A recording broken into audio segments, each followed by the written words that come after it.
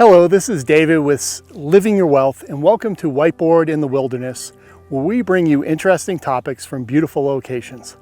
We want to thank you for taking the time to watch our video. So today our focus is solely on helping you understand some of the ins and outs of saving for college education for your children. This is our second video on Gen X and planning and saving for your children's college. So Gen X is starving for details and methods to save and pay for college. Today, we are focusing on our second video on college planning for Gen Xers.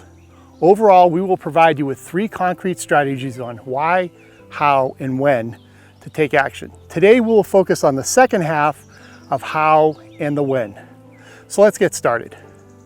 We left off our last video with where we were discussing the why and part of the how. Now we will discuss some of the options for saving for college. With these questions answered, let's move on to some of the options for saving for college for your children. The first choice, and one that many Gen Xers are familiar with, is the 529 plan. The 529 plan will potentially allow you to save more than for college and up to $300,000 in some states. You may be able to deduct some of your contributions on state tax returns, not available in every state. Growth is tax-free as long as your money goes towards qualified education expenses. The parent remains the owner, and you can change the beneficiaries with some limitations. So selecting the right plan for your children is very important. You want to look at strategies that offer a decent amount of investment choices. Another option is the Coverdell Education Savings Account, or ESA. You can contribute up to $2,000 per year. The ESA may be a wise option versus regular savings account, as you can invest the money inside the portfolio. When you withdraw the money, you do not pay taxes on the gains as long as you use the money for education expenses. There are income limits on who can contribute to the ESA, and that changes yearly. The most significant advantage of an ESA is you have a much higher degree of control over the types of investments you can buy inside the account, including individual stocks, bonds, and exchange traded funds, or ETFs. These are not available in a 529. As we discussed in our video on private school, which we hope you've watched, you can set up an UGMA, short for Uniform Gift to Minors Act, or UTMA, which is Uniform Transfer to Minors Act. They provide a way to transfer assets to a child in their name. The investment options will depend on which vehicle you use. The downside is that when the child becomes of age, the account then transfers to them, and they can do whatever they want with it. We will cover some brief additional choices that Gen X parents can make with their children. And we have found that setting up automatic transfers is the most effective savings method. Find an investment company that you trust and get started. You do not need to invest a lot of money all at once. You are better off starting early and saving a little bit at a time. Damn it. Look into scholarships that your child may qualify to receive. Not all scholarships are need-based. Many activities may net you a scholarship such as theater, music, and academics. If your child has a sport that they excel in, you might be surprised at the available options. Many Gen Xers kids play both high school and club sports. Club sports can be expensive, but may open the door for lucrative playing opportunities in college. There are a ton of options for student loans.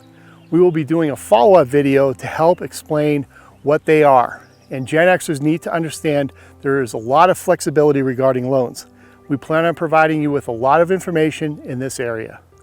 One of our clients asked that family and friends give cash instead of toys, games, electronics, and he ended up saving more than $8,000 towards his son's college over a 12-year period.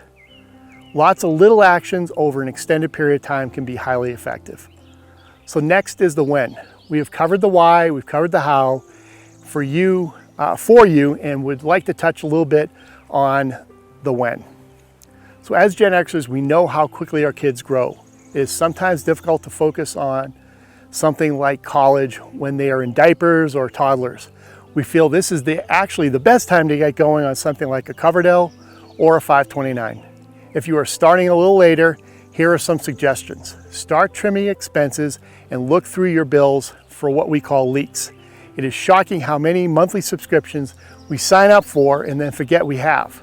Get your kids focused on what they may want to do as a career. We are talking about 16 to 18-year-olds. Flopping around majors is expensive and sometimes not necessary. College guidance counselors can help you narrow down the choices of majors. Then you will want to fill out the FAFSA, which is the free application for federal student aid. Early, that's important, and not delay deadlines as they can be pretty costly. The application opens on October 1st of the student's senior year in high school. So we have again gone over a large amount of information. Now we need to tie it all together. Gen Xers are concerned about saving and paying for college, almost as much as they are about retirement. So how we save and pay for college will depend many times on the when. The younger you start, usually the better the outcome. If you start later, that is okay because you still have many options. We cannot emphasize how vital planning out these steps we discussed are. You can do this all by yourself, but having a trusted partner will reassure you that you are on the right track. Many people have great intentions of doing some or all of these items we have outlined, but find the time is a significant obstacle. I want to leave you with one thought with regards to saving for retirement versus college. You can take out a loan for college, but you certainly cannot take one out for retirement. It's never too late, and you are continually able to formulate a solution. So one of the main reasons we provide these videos for you as Gen Xers is education. We want to help you know and understand that there are many focus areas for financial planning, at least on a fundamental level. Many times when you plan, keyword plan, for the unexpected, the emotional and financial stress ends up being far less taxing than if you did nothing at all. We know it's impossible to avoid every unforeseen situation, but we have witnessed firsthand the power of a financial plan. Thank you again, and we hope you have a great day. We would love to hear from you, so please subscribe to our channel and like us if you enjoyed this video. At the close of every video, we will give you a quote from the TV show The Office. And we want you to guess which character said the line, and there is extra credit for naming the season and episode. So please email me at david@livingyourwealth.com with your answer. Daryl Philbin is the most complicated man I've ever met. I mean, who says exactly what they're thinking? What kind of game is that? Thanks again. We hope you have a wonderful day. Take care.